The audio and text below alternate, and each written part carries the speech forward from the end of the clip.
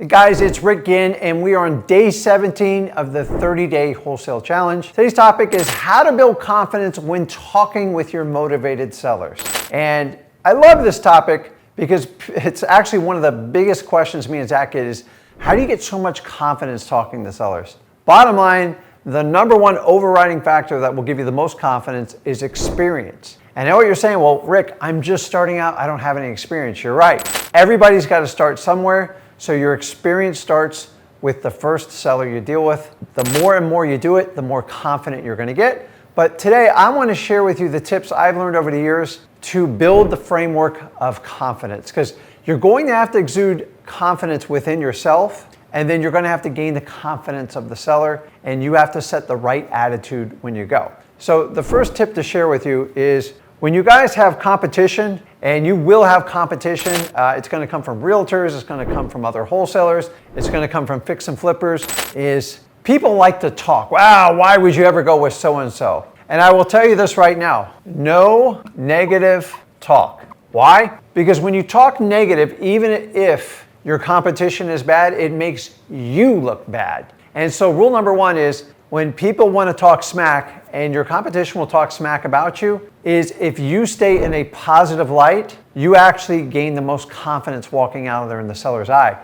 Because all these other people are fighting over, Rick did this and Shelly did that. And you go, listen, I'm not sure about the others, but here's what I can do for you. I only have a set amount of time to meet with that seller, and I want to help them out. Me talking negative about someone else I really don't know is going to bring no value to the equation, and it's going to make you look bad in the seller's eye. So no negative talk. It is in your gut reaction to do this. Don't do it. I did this early in my career. It cost me plenty of deals. You're better off staying on the positive side. Now, the next one is one that I'm never going to waver on. And I get more people going, man, why do you talk about this so much? Listen, we all started from somewhere. Some of you watching this video and you go, man, I'm going to be exactly like Rick and Zach. I don't want you to be like me. I'm sorry. There's only one of me. I'd like to keep it that way. I don't need a bunch of million people running around like me. Zach's probably about the closest thing I want to me because he's my son. But the reality is we've got to stop going out and duplicating everybody. And what do I mean by that? If someone brought you into this business and they taught you valuable information, that's great. But it doesn't mean you need to become them. You don't need to speak like them. You've got to, what I call, be you, okay? You can't be you by trying to duplicate other people. Now, when we're all young and we idolize like rock stars and actors and actresses, yeah, I get it. But now we're all kind of grown adults. You need to be you. Why? Because it makes you unique. If you're you, you're unique. So honestly, you guys, some of you have met me and Zach in person. This is about as dressed up as you'll ever see me, period. Why? Because I was told I have to wear a jacket to command the authority of a crowd. Who creates these rules? Now everybody goes on stage, looks the exact same, and nobody stands out. And then I love when a guy gets up on a muscle shirt, a tank top, a short sleeve, because they are their own person. They are their own brand, and they make it that way. So if you try to duplicate maybe someone that you idolize coming to the business, you can take their works and teach you how to speak and stuff like that. But please don't try to be a mini person of them, because you're going to lose yourself in the process. And you know exactly what I mean by that. So how do you be you? People are like, how do you be you? It's real simple. You guys all see kids. They're all unique. They all have fun. And they're great at cracking jokes. And that's what I love about being around kids. So if you ever want to know what is your super talent, what is so special about you, ask somebody in your family. And if you have a child, if you have a son or a daughter that's young, ask them. Ask them what your superpower is. What is your superpower? And what do I mean by that? Like, my superpower is just connecting with people. I go in very deep relationships, and I stay narrow, and I go deep. I don't go all over the board. So those of you who know me, I'm pretty much a self-admitted ADHD, and it's kind of my superpower and my Achilles tendon at the same part. That what allows me to super hyper listen to people and find out what's really about them and connect with them. I was like, man, I just connect with you, Rick. I don't know why. Why? It's because it's kind of my superpower. It's what I do. I connect. So what's your superpower? So if you don't have one, they're easy to figure out. Some of you are super funny and you can make an entire crowd laugh. If you're funny, it's an amazing because laughter makes a lot of money. If you make someone smile, you can put their guard down and they'll listen to you and they'll definitely connect with you. There's people that are really empathetic.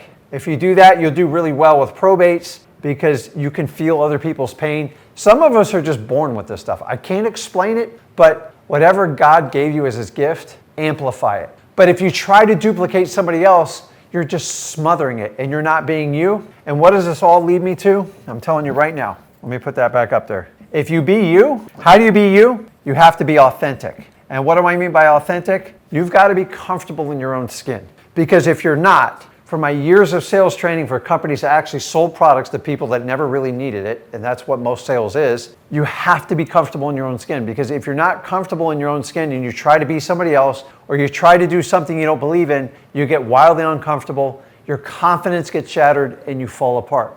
So if I want to boost your confidence and make you the best wholesaler out there, if you're not authentic, nothing works. How do you get authentic? Just get to the truth of yourself. Now listen, I don't believe in introverts and extroverts. That's all just stereotypes made up. You want to talk to people, talk to people. If you want to be in wholesaling, you got to talk to people. But you got to turn it on. How do you do that? You got to be your true self. Do not mimic other people's. Bring your best version forward. Find out your superpower and embrace it and have fun with it. Because you might as well have fun while you're wholesaling. And the only way to be a great wholesaler is you have to be confident. So if you've never done a deal before, if you're not going to be authentic and you're trying to duplicate someone else, it's going to be very tough. So let's get authentic, let's be our true self, and let's gain that confidence so we can help sellers in our wholesaling business. Okay, so the next one is a simple one. Is a lot of times you guys do these elaborate marketing, you get these lists, you go out and you do reverse driving for dollars, you knock on doors, you do cold calls, or you send out pieces of mail, you leave sticky notes on people's doors, and you're excited. Now you get scared. You know why? You're scared because you don't know what the outcome's going to be, and you're going to have strangers calling you, and it's like, oh my God, and your confidence shoots down. I need you to do the opposite. Every time somebody reaches out to you, it is an opportunity. And it's an opportunity you either capitalize or you let it squander. And here's where most wholesalers get really scared. Perfect example on reverse driving for dollars or direct mail. They put on a phone number and then people call them. Now, oh my God, I got a phone call. What do? I don't know. Check this out. Let me pick this up here. Answer the dang thing. Answer it quickly. When I was coming to this business, like people used to teach me, let it go to voicemail. You're too important to answer that. No. Why don't I just answer it? Because it's going to save me from calling them back. And then I got to leave them a message and then I play phone tag forever. Answer your phones. If you put a call to action, answer it. Why? Because it gives you the competitive advantage. Let me give you a stat here. I do a lot of direct mail, as you guys know.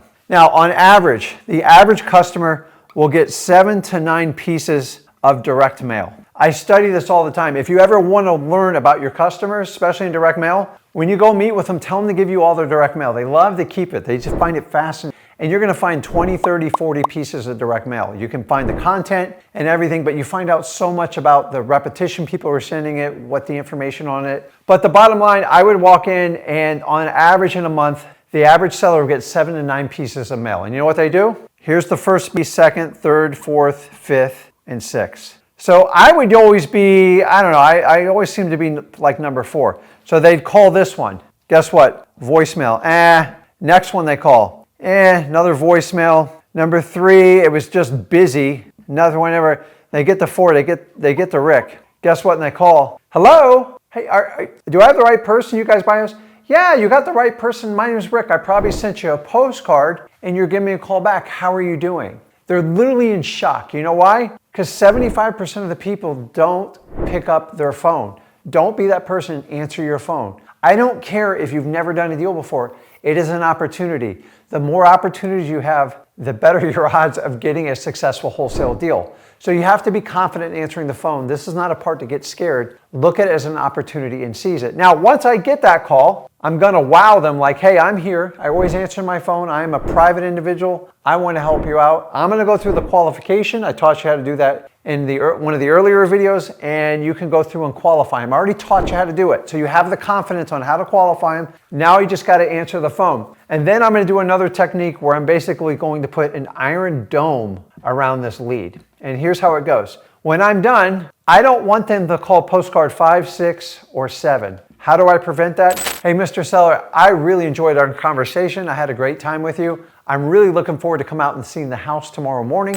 Do me a favor, all those postcards you got, can you just collect them all together? And when I come by, we can have a chat about it. We can just kind of laugh about all the mail you get. And do me a favor, don't call anyone else, and at least give me a first shot, because I know I can help you out. Does that sound fair? Boom. Iron Dome, man. No one's coming in. They are not calling 5, 6, or 7. Why? Because I had the confidence to answer the phone. Just answer the phone. If you have a call to action, take it very important. Make sure you take the time and answer the call. You went through all this other effort. You've invested in marketing, you invest in yourself. You have the confidence to qualify these people. Answer the phone, good things will happen. So once we know we can answer the phones, I know some of this stuff's simple, but like a lot of people I see, they'll spend thousands of dollars to get this point and they mess it up. The next one is, we always talk about scripts. I don't like scripts. I've been over this with you guys time and time again. Scripts are complicated, they're long, they're multiple pages, and they have to go in sequential order or you get all messed up. So for that reason, I don't want to do scripts. What you need to do are turn your scripts into conversations. If you want to learn how to do that, go over to freewholesaling.com. We teach you in detail how to do it, but you've got to keep it super simple. If you have to memorize pages, there's no way you're going to be able to build rapport with a seller and memorize a script and keep it in order. You need to have it in a conversation by learning the basic MCT, which I've taught you earlier,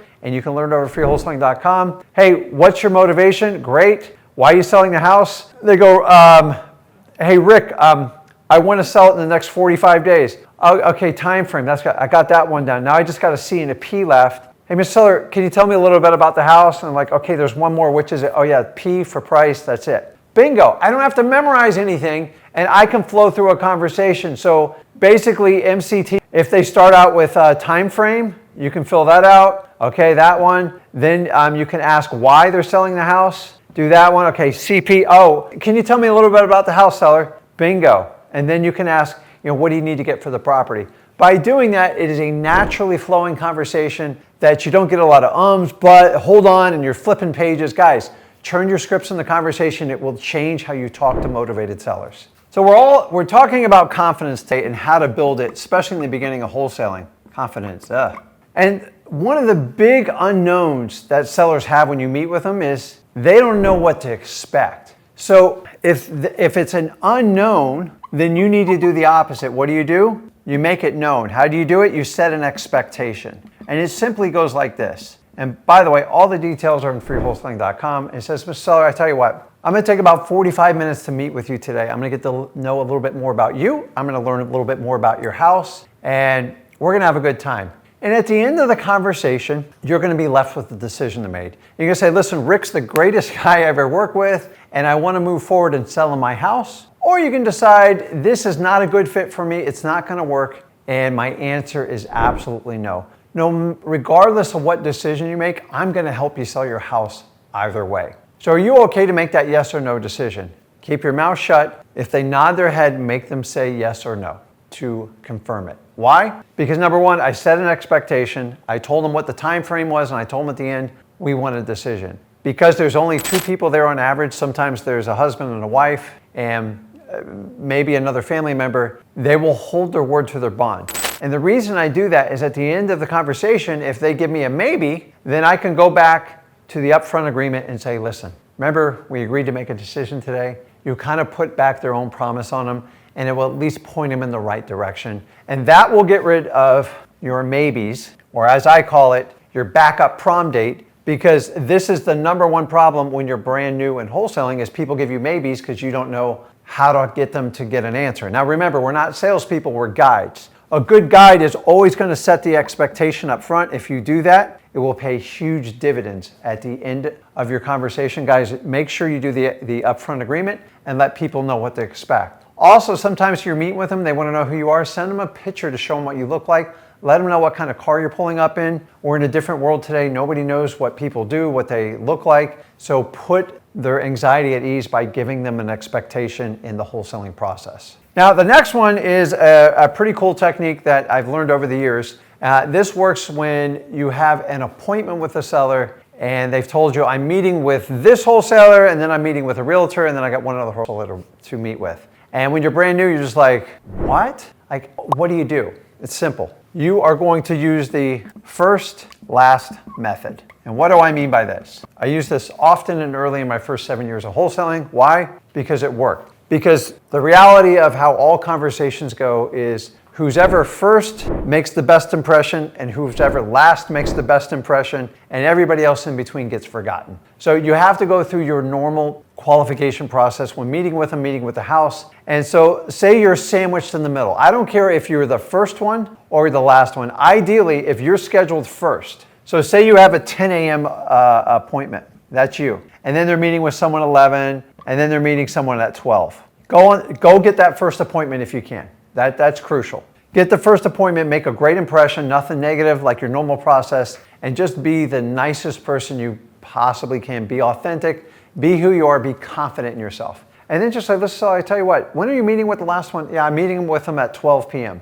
Awesome. I tell you what, I'm actually going to be around in the area, and you probably take, 15, 20 minutes with them. I go, do you mind if I swing by at like around 12:30? She goes, yeah. I go, yeah, I might have another question or two. I'm in the area. Since you're doing this, we'll go ahead and do that. They'll always agree to it. And then basically, you circle the wagons back on this one. Now, I would wait till that person leaves, and you can see how much time they spend there. You make that first impression. You make that last impression. If you have to do any counter offers or anything like that, whoever makes the first impression, last impression with the most positive influence, with the most confidence, is going to get the deal. It's the first last method. Guys, when you have multiple bookings on one of your sellers, use the first last method. It works really well because it gives you the maximum impact time, and it gives you the ability to do the opening kind of argument and the closing argument, and you'll have the most data, and you should be able to build the most rapport. This technique works. I'm telling you guys, use it. So guys, the last thing on confidence is, number one, just believing in yourself. You have to have the belief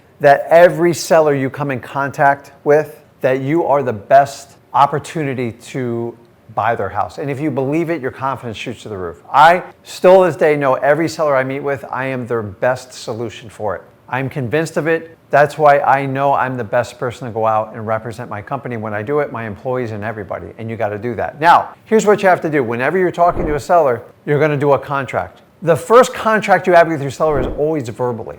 That's the one that's the most important. We do the paperwork to hold people accountable. But whatever you tell your seller, do it. Don't hide behind your paperwork. We're in a world where people get slippery and stuff. If you told your seller you're paying closing costs and your contract says otherwise, pay it. This will go a long way with people. I'm just telling you, you're in a world that you have to do what you say. You're asking a lot from your sellers. You made an offer based on if you're going to do closing costs, using your title company, whatever price you need to do, unless there is some sort of material change in your deal, like they omitted something or the repairs are much worse than they are. Don't try to hide behind title company fees, closing cost fees, or anything like that. Make sure you do exactly what you committed to them, because you will lose deals if you start playing that knick-knack game. Because sometimes we get excited, we talk to them verbally, we put stuff down on a contract that doesn't add up. They will always know what you told them, and they will remind you every day. And if it's a minor difference, just go ahead and take care of it. If it's major and you had to change the price, you need to put it in writing and make sure you go over it with verbally. Guys, we have to do what we say, because your word is the most important thing you have to yourself and to your sellers. So if you're going to be confident, you got to believe in what you tell your sellers.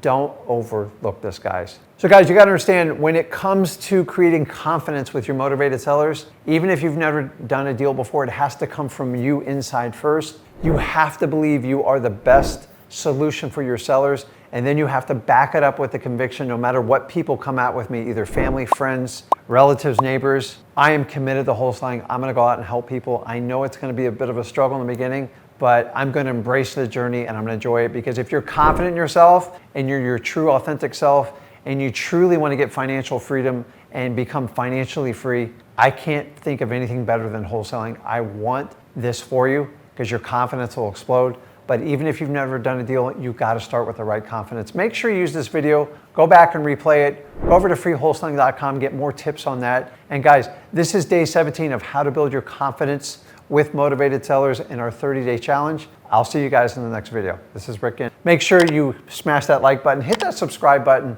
and I'll see you in the next video. See you guys.